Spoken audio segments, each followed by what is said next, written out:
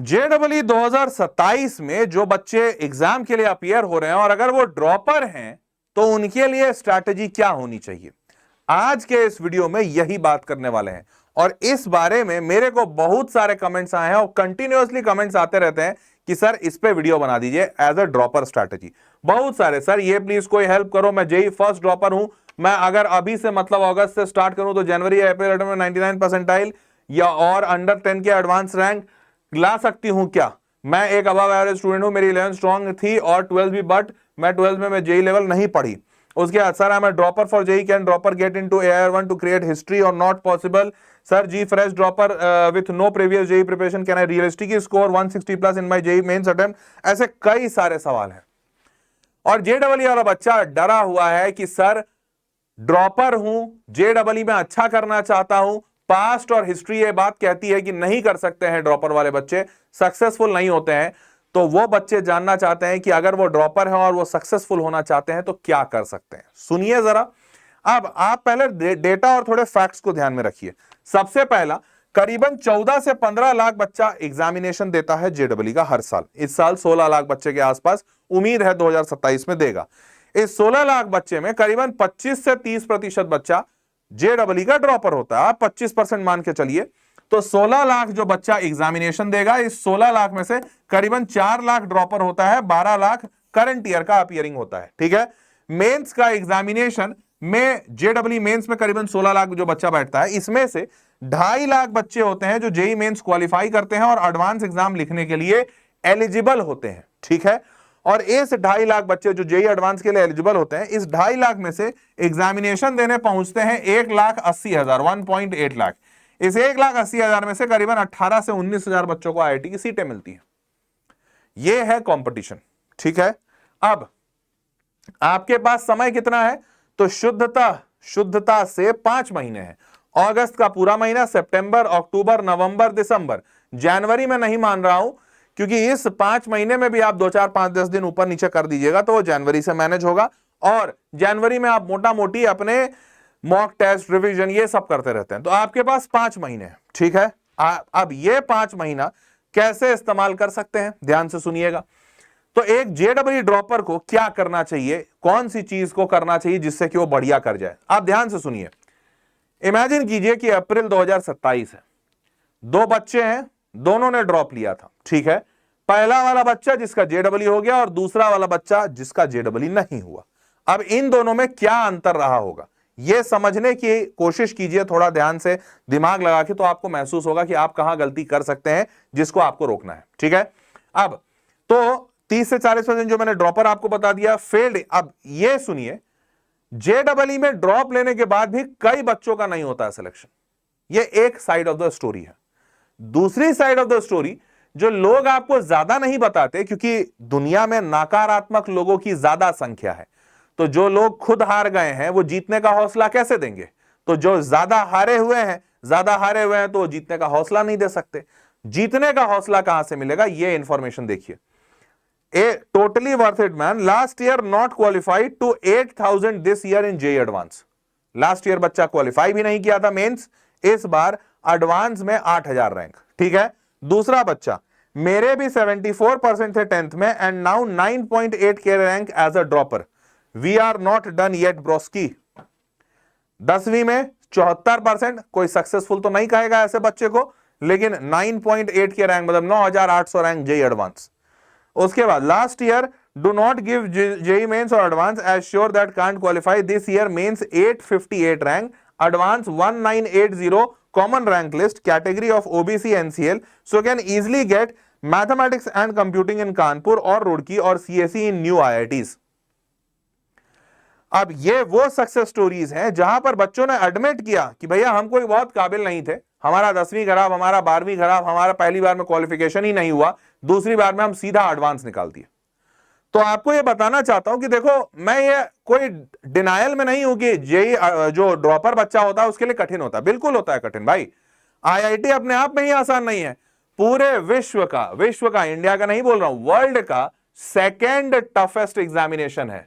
Second toughest examination है पूरे विश्व का। इससे ज्यादा टफेस्ट एग्जामिनेशन सिर्फ एक है, वो है चाइना का गाओकाओ, जिसमें 15 मिलियन बच्चे बैठते हैं। मिलियन मतलब समझ रहे हो, 1.5 करोड़ बच्चा, 1.5 करोड़ बच्चा जिसमें बैठ रहा है वो नंबर 1 पे है। सेकंड टफेस्ट जिसमें सिर्फ 16 लाख बच्चा बैठता है। सोचो नीट में भी हमसे ज्यादा बच्चा बैठता है, लेकिन उसको वर्ल्ड का टफेस्ट छोड़ो टॉप 3 में भी नहीं आता। तो JEE एडवांस इतना कठिन एग्जाम है, इतने कठिन एग्जाम में ड्रॉपर के लिए कैसे आसान हो सकता है? किसी के लिए आसान नहीं हो सकता। तो कठिन है, परंतु सक्सेस स्टोरीज अच्छी खासी है।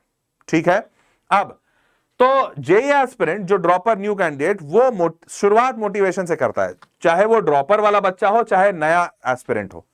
पहला 3 महीना बहुत बढ़िया चलता है, बट मोस्ट 3 महीने के बाद मोस्ट बच्चों में यह मोटिवेशन ड्रॉप हो जाता है। अब यहां पर गेम चेंज होना शुरू होता है। The ones who reach 99 percentile, they win on the days they don't feel like studying. पता है रियलिटी आपको सही बात है यही बताता हूं, मतलब ये आप भी महसूस करेंगे। जब रेस शुरू होती है ना तो कौन विजेता है ये नहीं पता चलता और चल भी नहीं सकता, क्योंकि जब रेस शुरू होती है ना तो सबके पास जोश होता है और नई एनर्जी होती है। तो उस जोश और नई एनर्जी से सब तेज भागते हैं, ठीक है।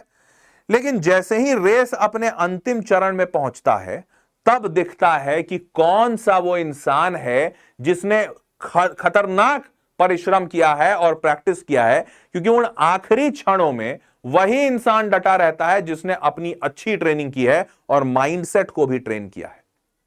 क्योंकि आखिरी में थकान आती है, आखिरी में डिमोटिवेशन आता है, आखिरी में ऊर्जा गिरती है। तो जब आपकी ऊर्जा गिर जाए, जब आपको डिमोटिवेशन आए, जब आपको थकान आए, जब आपके सामने से आपका लक्ष्य धुंधला होता जाए और तभी भी आप अगर लगे हुए हैं, मतलब आप एक्चुअली में चैंपियन हैं। तो पहले 3 महीने से फर्क नहीं पड़ेगा। जब आपने ड्रॉप लिया था, जब आपने तैयारी शुरू की थी, तब आप कितने जोश में भागे हो does not matter. What matters कि जिस दिन आपका मोटिवेशन नहीं है, क्या आप उस दिन भी पढ़ रहे हैं? क्या आप उस दिन भी डिसिप्लिन को फॉलो कर रहे हैं कि आज हर रोज 3 घंटा पढ़ना है तो आज भी पढ़ूंगा? अगर ये आप कर रहे हैं, आप चैंपियन हैं गुरु। ठीक बात मेरी। अब तो कौन एक स्ट्रैटेजी, ऐसी स्ट्रैटेजी जो आपको विनिंग तक लेके जा सकती है, ये क्या हो सकती है? तो चलिए वही स्ट्रैटेजी बताने की कोशिश करूंगा इस सेशन में। ध्यान से देखिए और आप इस चैनल को सब्सक्राइब करके रखिएगा, क्योंकि ऐसे बेहतरीन सेशंस आपको यहीं मिलेंगे। और विश्वास मानिए ऐसे कई सारे सेशंस जो आपको दिशा दिखाएंगे, आपका मार्गदर्शन करेंगे, ये इस चैनल पे मैं आपको देता रहूंगा। ठीक बात। तो इसलिए इस चैनल को हर हाल में सब्सक्राइब रखिएगा ताकि किसी भी हालत में ऐसा बढ़िया कंटेंट छूटे नहीं। ठीक है, चलिए अब ध्यान से देखिए। अगस्त 2026 में आप बैठे हुए हैं।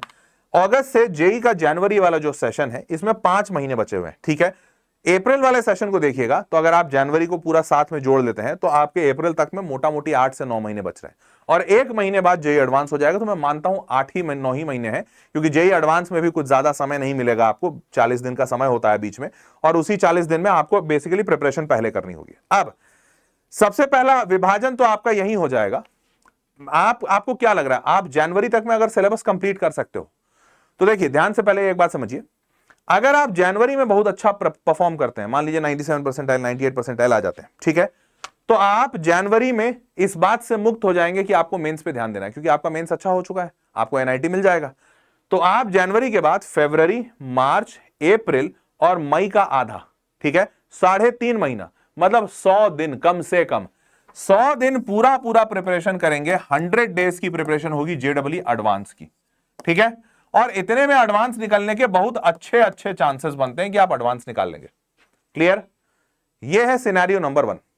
सिनेरियो नंबर 2, यहां पर तो जेई मेंस आपका अच्छा हुआ। सिनेरियो नंबर 2 कि आपका जेई मेंस खराब हो जाता है जनवरी वाला, तो अब आपके पास ऑप्शन नहीं है, अब आपको अप्रैल प्रिपेयर करना पड़ेगा, नहीं तो मेंस भी हाथ से जाएगा।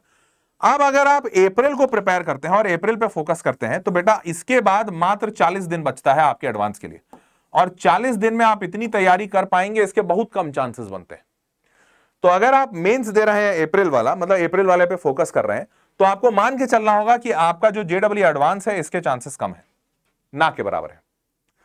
तो अब सबसे पहले इंपॉर्टेंट ये होगा कि आपको ये बात समझना होगा कि आप जनवरी को स्ट्रॉन्ग कर पाएंगे, हो जाएगा, या फिर आपका फोकस अप्रैल पे। क्यों? क्योंकि अभी आप बैठे हैं कहां पर? अगस्त में। अगर अगस्त में बैठे हैं, आपके पास है अगस्त, सितंबर, अक्टूबर, नवंबर। दिसंबर और जनवरी में मान लेता हूं कि आपको तैयारी करना पड़ेगा, अपना प्रैक्टिस करना पड़ेगा जो मॉक टेस्ट वगैरह है उसके लिए। तो मोटा मोटी आपके पास 4 महीने हैं। इस 4 महीने में 3 महीने में सिलेबस कंप्लीट होना चाहिए और आखिरी का 1 महीना और 2 महीने नवंबर दिसंबर आपका पूरा रिवीजन और मॉक टेस्ट में जाना चाहिए। ठीक है, तो क्या आप अगस्त सितंबर अक्टूबर में पूरा सिलेबस कंप्लीट कर लेंगे? अगर जवाब हां आ रहा है तो आप जेई जनवरी के लिए फोकस करिए, पर अगर आपका जवाब ना है तो आपको 2 महीना एक्स्ट्रा लेकर अप्रैल पे फोकस करना होगा, तो एडवांस छोड़ना होगा। यह पहली रियलिटी की बात बता रहा हूं। अब यहां से एक इंपॉर्टेंट चीज आपको बताता हूं, मैं बच्चों को जनवरी के लिए प्रिपेयर करा रहा हूं, मैं मजाक नहीं कर रहा हूं। मैं बच्चों को अगस्त में से भी जो बच्चा शुरू कर रहा है उसको जनवरी के लिए प्रिपेयर करा रहा हूं। कैसे? तो पहला तो आप टारगेट देख लो, थोड़ा सा पहला आप टारगेट देख लो। 99 परसेंटाइल के लिए कितना नंबर चाहिए होता है? टारगेट यही रखते हैं 99 परसेंटाइल। 99 परसेंटाइल के लिए 155 से 190, 156 से 235। ये 235 बहुत ज्यादा आ गया था, ये अपवाद था, एक्सेप्शन। फिर 150 से 200, 155 से 170। आपको दिख रहा है हमेशा लोअर लिमिट जो है 148, 155, 155, 156 हमेशा इसी मार्क्स के आसपास रहा है लोअर लिमिट। मतलब 2027 में भी मान सकते हैं कि 155 ही रहेगा, तो मैं टारगेट ले लेता हूं 160 का लोअर लिमिट। और अपर लिमिट 190, इसको हटा देते हैं, 200, 170।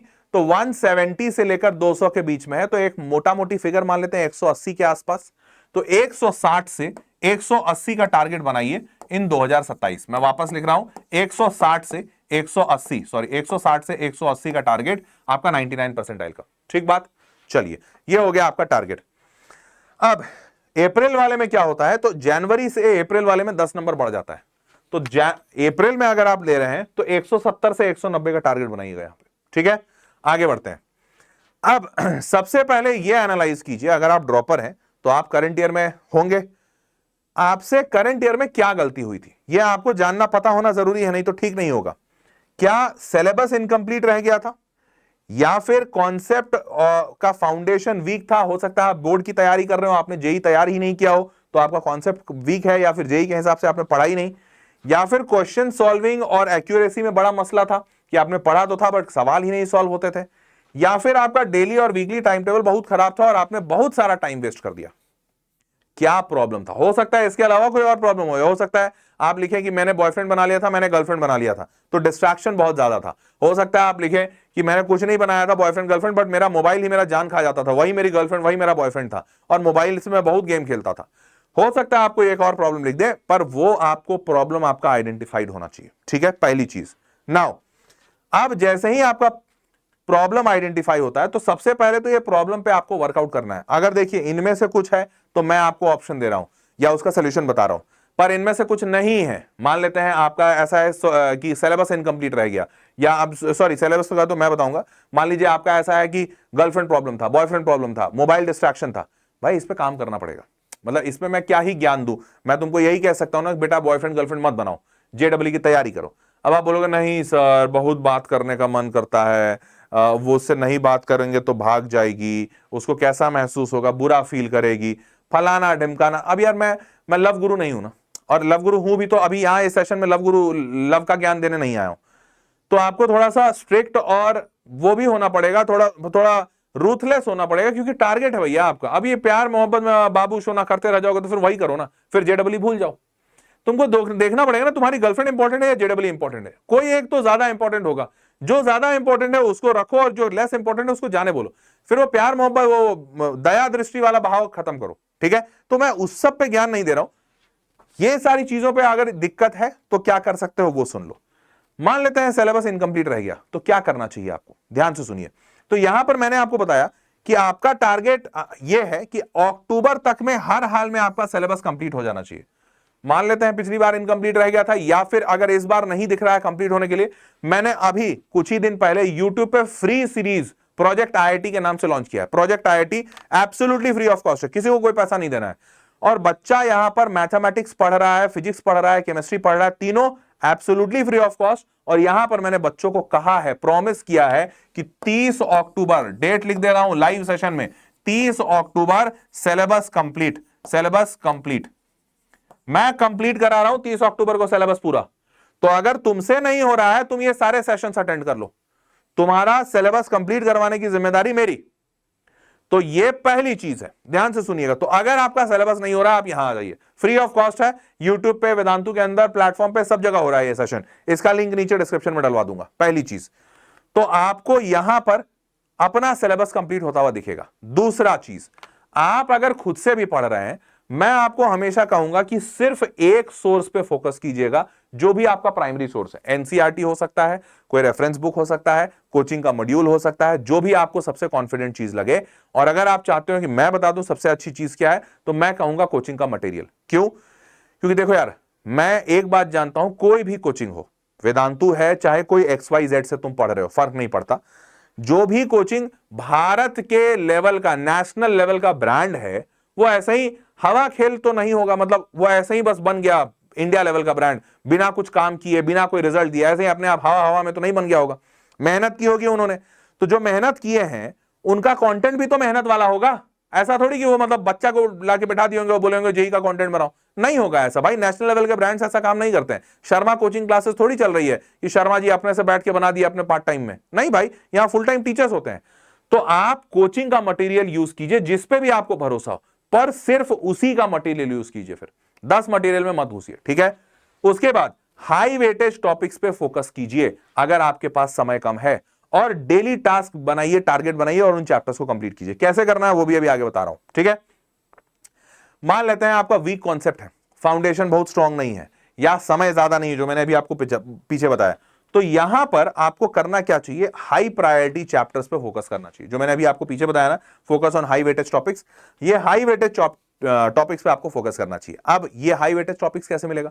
तो मैंने अभी कुछ दिन पहले एक सेशन दिया था, इसी यूट्यूब पे आप रखा हुआ है सेशन, जाके देखिएगा, हाई वेटेज चैप्टर्स जेईई 2027। अगर आपने नहीं देखा है तो देख लीजिए, इसका लिंक नीचे डिस्क्रिप्शन में डलवा दूंगा, ठीक है?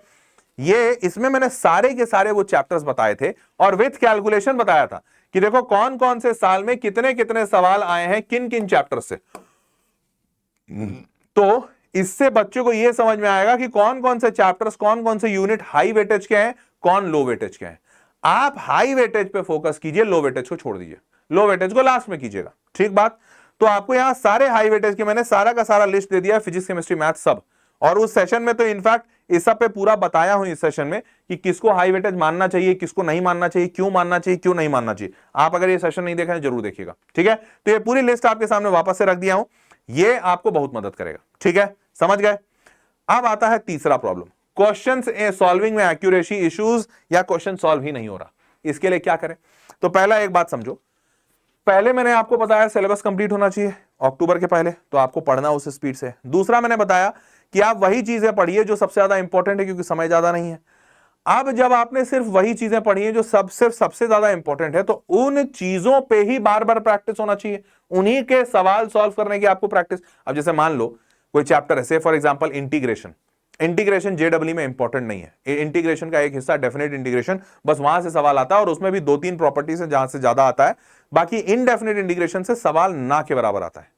तो आपको इनडेफिनेट इंटीग्रेशन प्रैक्टिस करना चाहिए क्या? मेरे हिसाब से नहीं करना चाहिए, समय बचाओ। तो अगर इनडेफिनेट इंटीग्रेशन प्रैक्टिस नहीं करना चाहिए, तो क्या उसके सवाल बनाने के लिए उसके पीछे भागना, उसका टेस्ट देना, उसमें माथापच्ची करना चाहिए? मेरे हिसाब से नहीं करना चाहिए। तो अब आपको क्वेश्चन अगर सॉल्व करने में इश्यूज आ रहे हैं, तो सबसे पहले तो आप ये देखिए कि कहीं less important chapter, less weighted chapter से सवाल तो नहीं है। और आपको वो काम करने के लिए ये आप एनालिसिस कीजिए, मैंने आपको चैप्टर दे दिया, एनालिसिस कीजिए कि कहां पे इशू हो रहा है। आपको जहां भी इशू आ रहा है, अगर वो लो वेटेज चैप्टर से, उसको तुरंत हटाइए। आप वो इशू में घुसिए ही नहीं कि उसको सही कैसे करेंगे, ठीक है? और इसके लिए देखो, एक मॉक टेस्ट आप देना शुरू कीजिए जल्द से जल्द। मॉक टेस्ट से होगा क्या? आपको यह समझ में आएगा कि आपके मॉक टेस्ट में नंबर अगर कट रहे हैं तो कहां कट रहे हैं। जैसे कई बार ऐसा होता है, मान लेते हैं बच्चा कोई मॉक टेस्ट दे रहा है, अब 300 नंबर का पेपर है, और उस 300 नंबर में उस बच्चे को आया 100 नंबर। अब बच्चा पूरा हताश कि यार पता नहीं क्यों नंबर नहीं आ रहे, फलाना ढमकाना। लेकिन इसका एनालिसिस कोई नहीं करता। एनालिसिस अगर करोगे और अगर तुमको दिख रहा है कि यार तुम्हारे 100 नंबर या 120 नंबर इस बात पे कट गए क्योंकि वो सारे वहां से चैप्टर्स आए थे जो चैप्टर्स इंपॉर्टेंट नहीं है, जहां से सवाल बहुत कम पूछे जाते हैं, आपने उसका प्रैक्टिस ही नहीं किया है ज्यादा क्योंकि वो लो वेटेज है, तो क्या ये 120 नंबर सही और जायज है आपका कटना? नहीं। इसका मतलब आप जो टेस्ट सीरीज लगा रहे हैं उसमें लेस इंपॉर्टेंट चैप्टर्स पे ज्यादा सवाल है, और ये आपका मनोबल तोड़ रहा है। भाई कौन बच्चा बैठ के इतना एनालिसिस करता है कि कहां पे मेरा सवाल का नंबर कटा? वो तो देखता ही नहीं कि 120 नंबर वो सवाल, वो चैप्टर से सवाल पूछे गए जो चैप्टर्स आते ही नहीं है जेईई में, बहुत कम से कम आते हैं।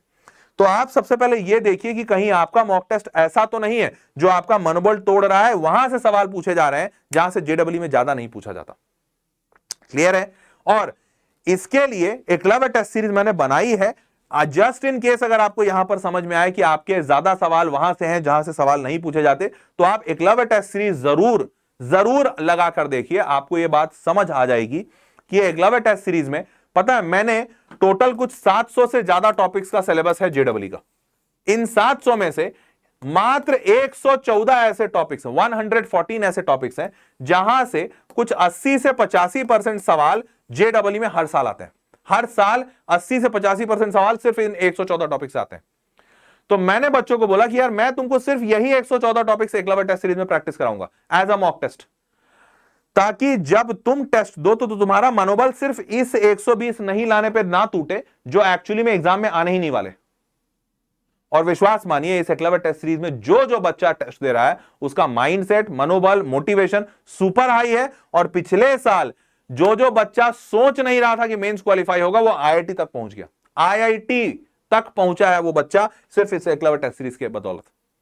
तो अब तुम समझ सकते हो कि एक्चुअली में अगर सही टारगेट एफर्ट मारोगे तो फायदा कितना है। अभी एकलव्य टेस्ट सीरीज आप लोग शायद ना खरीद पाए क्योंकि सोल्ड आउट हो चुका है। ये मैंने अभी कुछ दिन पहले, मतलब हफ्ते भर पहले लॉन्च किया था। मैंने बताया था बच्चों को कि लिमिटेड सीट्स होंगी, 3000 के आसपास बच्चे ही अलाउ करते हैं हम लोग, तो वो सोल्ड आउट हो गया है। अभी अगली बार जब भी आएगा, अभी मेरे को पता नहीं कि कब आएगा, पर अगली बार जब भी आएगा आप लोग थोड़ा चैनल सब्सक्राइब रखिएगा तो आपको चैनल पे इंफॉर्मेशन मिल जाएगा। ठीक है, अभी सोल्ड आउट हो गया है, पर आपको जब भी अगले बार मौका मिले आप इस एकलव्य टेस्ट सीरीज को परचेस करने की कोशिश कीजिएगा। ठीक है, जब भी लॉन्च करता हूं 2-4 दिन ही रहता है, 2-4 दिन के अंदर सोल्ड आउट हो जाता है, पर वो 2-4 दिन आपको थोड़ा सा यूट्यूब पर निगाह बना के रखना होगा कि एकलव्य टेस्ट सीरीज मिल पाएगा कि नहीं। ठीक है, आगे बढ़ते हैं। चौथा, डेली और वीकली का टाइम टेबल। देखिए एक बात समझिए, आप डेली और वीकली का टाइम टेबल इसलिए बनाते हैं कि आप खुद को डिसिप्लिन बनाना चाहते हैं। मैं कहता हूं आप गलत, मतलब जो सोच, जो थॉट प्रोसेस काम सही कर रहे हैं पर जो थॉट प्रोसेस है वो गलत है। आप चाहते हैं कि आप रोज खुद को जज करें या रोज खुद को एक धागे में बांध पाए। उद्देश्य ये होना चाहिए कि आप डेली और वीकली का जो टाइम टेबल बना रहे हैं उस टाइम टेबल के जरिए आप अपने स्टडी आवर्स को ट्रैक कर पाए, ना कि आप खुद को बांध पाए रूल्स और डिसिप्लिन में। आप जो टाइम टेबल बना रहे हैं, मैं कहूंगा आप वो टाइम टेबल इसलिए बनाइए कि यार डेली का, आज मान लेते हैं आपने बनाया कि यार आज 6, और डेली बनाइए, कोई दिक्कत नहीं है। आज आप सुबह उठे, मान लेते हैं से फॉर एग्जांपल 8 बजे, आपको उठना था 6 बजे, कोई बात नहीं, 8 बजे उठे तो ऐसा थोड़ी कि दिन पूरा निकल गया या फिर अब पढ़ाई नहीं होगी। 8 बजे से अपना टाइम टेबल बनाइए, और 8 बजे का जो टाइम टेबल बनाएंगे आप ये देखिए कि आपने जो टाइम टेबल बनाया उसमें आज आपको कितने देर की पढ़ाई है। मान लेते हैं आपने बनाया कि यार 8 बजे का टाइम, 8 बजे आप उठे हैं, 9 बजे फ्रेश हो जाएंगे, और आज आपने बनाया कि आज मैं 7 घंटे पढ़ाई करूंगा। ठीक है, नॉर्मल डेज में 10 घंटे पढ़ते हैं, आज 7 घंटे पढ़ाएंगे, कोई बात नहीं। ये इंश्योर कीजिए कि आप बस उस 7 घंटे को फॉलो कर रहे हैं, वो 7 घंटा आपका पूरा हो रहा है। जब दिन एंड करेंगे तो आपको एक बहुत खुशी की फीलिंग आएगी कि भाई मैंने 7 घंटे का टारगेट दिया था और आज 7 घंटे मैंने पूरे किए, फीलिंग ऑफ अकम्प्लिशमेंट आएगा। ठीक है, तो ये डेली का टाइम टेबल आप बनाइए। और टाइम टेबल बनाने के लिए बड़ा सिंपल सा रूल है कि भाई जो मैंने अभी आपको बताया कि डेली लेवल पे बनाइए और जितना हो सकता है उतना बनाइए। ऐसा कुछ नहीं है कि लकीर के फकीर बनेंगे कि यार एक दिन बैठे सोचे कि आज सवेरे 6 बजे उठना चाहिए, 2 दिन उठे, तीसरे दिन नहीं उठे, अब तीसरे दिन डिमोटिवेशन में पूरा समय चला गया कि यार आज तो मैं 6 बजे उठ ही नहीं पाया। अरे भाई जितने बजे भी उठे हो उतने बजे से ही आगे चलो, है ना। तो ये इंपॉर्टेंट बात है। और यहां पर मंडे, ट्यूसडे, वेडनेसडे अगर हो पाए, ये थोड़ा नेक्स्ट लेवल, जब आप डेली पे अच्छे हो जाएंगे तब आप वीकली पे आइए कि अच्छा मंडे, ट्यूसडे, वेडनेसडे, थर्सडे का पहले से एक कैलेंडर फ्रीज कर लेते हैं कि यार आज फिजिक्स का रिवीजन करेंगे, आज केमिस्ट्री का, आज मैथमेटिक्स का, आज इसका। तो ये डेली जब अच्छा होने लगे, हर रोज आप अपना टाइम टेबल फॉलो कर रहे हैं, तो वीकली का बनाइएगा। ठीक है, नाउ मूविंग फॉरवर्ड, एक गोल्डन रूल बताता हूं, रिपीटेड रिविजन्स हमेशा बहुत फायदेमंद होते हैं। होता क्या है, ये पता नहीं आप ये ग्राफ जानते हैं कि नहीं, जरा ध्यान से देखिएगा। तो होता ये है, और ये क्या कहते हैं, मैं भूल गया उस बंदे का नाम जिसने ये कर्व निकाला था। तो जब एक बार इंसान पढ़ाई करता है, तो पहली बार पढ़ाई किया उसने, तो यहां पे उसका मेमोरी फुल 100% हुआ, चीजें याद हुई, और याद होने के बाद वो अगर छोड़ दिया मतलब अब आज पढ़े, अब रोज थोड़ी पढ़ोगे वही सेम चीज, तो आज पढ़े, अब कल तुम दूसरा पढ़ रहे हो, परसों तीसरा पढ़ रहे हो, तो आज की जो पढ़ाई है वो मैक्सिमम आज जब तुम पढ़े तब हुआ, उसके बाद धीरे धीरे धीरे समय के साथ उसकी मेमोरी लॉस होनी शुरू हो जाती है और एक टाइम आता है जब आपके पास वो जो भी चीज पढ़ाई गई थी उसका सिर्फ 10% रिटेन रहता है, जो 10% सबसे इंपॉर्टेंट चीजें थी। अब इसमें एक्सपेरिमेंट ये किया गया कि अच्छा ठीक है, पहले दिन पढ़े, वो लॉस हो रहा है, पर आपने क्या किया, 24 घंटे के बाद उसको एक बार और रिवाइज कर लिया। 24 घंटे के बाद एक बार और रिवाइज कर लिया, तो जब रिवाइज किया वो वापस से वो चीजें याद हो गई, और याद होने के बाद अब ये कर्व गिर रहा है, गिरते गिरते भी वो 30% पे मैक्सिमम गिरेगा, उससे नीचे नहीं गिरेगा। और उसके बाद यहां पर एक और एक्सपेरिमेंट ये किया गया कि अच्छा ठीक है, ये 24 घंटे के बाद रिवीजन और एक और लास्ट रिवीजन, आप 7 दिनों के बाद कर रहे हो, 1 वीक। अब ये 1 वीक के बाद जब आप रिवीजन कर रहे हो तो ये जो गिरेगा वो मैक्स टू मैक्स 75% तक गिरेगा। मतलब आप अपनी पढ़ाई हुई चीजों को मैक्सिमम पूरे जीवन काल में भूलेंगे तो 25% भूलेंगे, 75% आप हमेशा रिटेन करके रखेंगे। तो इससे होता क्या है कि ये जो कर्व है ना, ये आपको दिखा रहा है, ये एक्चुअली एक्सपेरिमेंट किया हुआ है, तो ये आपको बता रहा है कि रिवीजन में कितना पावर है। तो आप रिपीटेड रिवीजन अगर एक दिन के बाद करेंगे तो रिवीजन में बहुत कम समय लगेगा, और एक हफ्ते के बाद करेंगे तो भी बहुत ज्यादा समय नहीं रहेगा। बस ये 2 बार आप बस पढ़ लीजिए, थोड़ा थोड़ा रिवाइज कर लीजिए, आपको चीजें याद रहेंगी फॉर एवर। ठीक बात मेरी। नाउ मूविंग फॉरवर्ड, देखो ये वो सारे बच्चों का कमेंट है जो मैं अभी आपको बताया था ना एकलव्य टेस्ट सीरीज के, ये सारे उन बच्चों का कमेंट है कि sir Eklavya test series open कर दीजिए। अब आपको मैं अभी बताना चाहता हूं कि यार देखो, एकलव्य टेस्ट सीरीज अभी ओपन होगा कि नहीं ये मुझे नहीं पता, क्योंकि ओवरऑल पूरी सीटें भर चुकी है। मैंने पहले भी बताया था कि बस लिमिटेड बच्चों को लेना चाहता हूं। एकलव्य टेस्ट सीरीज का शेड्यूल दिखा दे रहा हूं, जो बच्चे इसमें एनरोल्ड हैं। अगले बार जब भी आएगा मैं आपको YouTube पे इंफॉर्मेशन दूंगा, इसलिए मैं बार बार कहता हूं भैया चैनल जरूर सब्सक्राइब रखो, क्योंकि सारा इंफॉर्मेशन YouTube पे ही मिल पाएगा। ठीक है, ये है एकलव्य टेस्ट सीरीज का पूरा शेड्यूल। मैंने बच्चों से सिर्फ हफ्ते के 3 घंटे मांगे, हफ्ते के 3 घंटे, और उसमें मैं बच्चों को कह रहा हूं कि भैया तुम हफ्ते के 3 घंटे दो, IIT मैं तुम्हें दूंगा। समझ रहे हो? तो आप हफ्ते के 3 घंटे दीजिए, और इस हफ्ते के 3 घंटे में आपका पूरा कोर्स प्लान किया हुआ है। आपके टेस्ट होंगे हर संडे, मंडे, ट्यूसडे, 3 दिन रहेगा, आप उस टेस्ट को दे सकते हैं। ट्यूसडे को टेस्ट देने के बाद वेडनेसडे को रिजल्ट आएगा और उसका वीडियो सोल्यूशन आएगा। फिर थर्सडे, फ्राइडे और सैटरडे आपके 3 दिन थ्योरी का आपको ऑप्शन समय दिया जाएगा कि अगला टेस्ट जो संडे को आने वाला है उसकी थ्योरी आप थर्सडे, फ्राइडे, सैटरडे को पढ़ लें, और थ्योरी पढ़ने के बाद अगर आप प्रैक्टिस के कुछ सवाल लगाना चाहते हैं तो वो भी दिए रहेंगे, और फिर आप संडे को वापस से टेस्ट, और ये साइकिल घूमता रहेगा। इससे आपको इतने अच्छे लेवल तक पहुंचा दिया जाएगा कि आप जब JEE में बैठेंगे तो आपको सवाल फेमिलियर दिखेंगे। ठीक है, चलिए तो moving forward, Eklavya test series में आपके बहुत सारे टेस्ट हैं, मतलब जो टोटल है 72 पार्ट टेस्ट हैं, 72 हाई वेटेज टेस्ट। ये हाई वेटेज टेस्ट वहां से बनाए गए हैं जहां से सबसे ज्यादा सवाल आते हैं हर साल JEE में। ठीक है, तो ये अगस्त से नवंबर तक में आपको हाई वेटेज टेस्ट कराया जाएगा। दिसंबर में पार्ट टेस्ट होंगे, जो 11 टेस्ट होंगे, जब दिसंबर के टाइम पे थोड़ा लोड कम रखा है कि आप रिवाइज कर पाए। एंड देन जनवरी में आपके फुल लेंथ टेस्ट होंगे, हर रोज एक टेस्ट, और एग्जैक्ट JEE के पैटर्न का। ठीक है, तो ये पूरा टेस्ट सीरीज बच्चों के लिए प्लान किया है, आप ही लोगों के लिए डिजाइन किया है। और एकलव्य टेस्ट सीरीज जो पिछले साल, ये पिछले साल का थंबनेल है, 70% सवाल मैच किया था। पिछले साल के सारे कमेंट्स पढ़ो, मजेदार कमेंट्स थे। जो बच्चा इस टेस्ट सीरीज को ज्वाइन किया धूम धड़ाके से खुश था, धूम धड़ाका, सच बता रहा हूं। तो आपको भी अगर मौका मिले इस टेस्ट सीरीज को, देखो कब ओपन होगा मुझे नहीं पता, पर जब भी ओपन होगा बस YouTube सब्सक्राइब रखिएगा, आपको YouTube पे नोटिफिकेशन मिल जाएगा मेरा शॉर्ट के थ्रू या वीडियो के थ्रू। एकलव्य टेस्ट सीरीज में जो वीडियो सोल्यूशन के साथ वाला वर्जन है वो 1499 का है। विदाउट वीडियो सोल्यूशन सिर्फ टेस्ट सीरीज इज एट 999। ठीक है, यही प्राइस पे मिलेगा जब भी ओपन होगा, क्योंकि ऐसा नहीं होगा कि प्राइस बढ़ जाएगा घट जाएगा, प्राइस सेम रहेगा, बस जब भी ओपन होगा। ठीक है, तो थोड़ा YouTube पे अटेंटिव रहिएगा, चैनल सब्सक्राइब रखिएगा। क्लियर? चलो भाई, तो ladies and gentleman, I hope you loved and enjoyed the session. आपको एकलव्य टेस्ट सीरीज भी समझ में आ गई, और ओवरऑल ड्रॉपर, बतौर ड्रॉपर आपकी क्या स्ट्रैटेजी होनी चाहिए वो भी समझ में आ गया। तो आप चैनल सब्सक्राइब रखिएगा, ऐसे बेहतरीन वीडियोस मिलते रहेंगे। और किसी भी टाइप के और वीडियो चाहिए तो do let me know in the comment box, I will be happy to help you. मिलते हैं अगले वीडियो में, take care, bye bye, good night.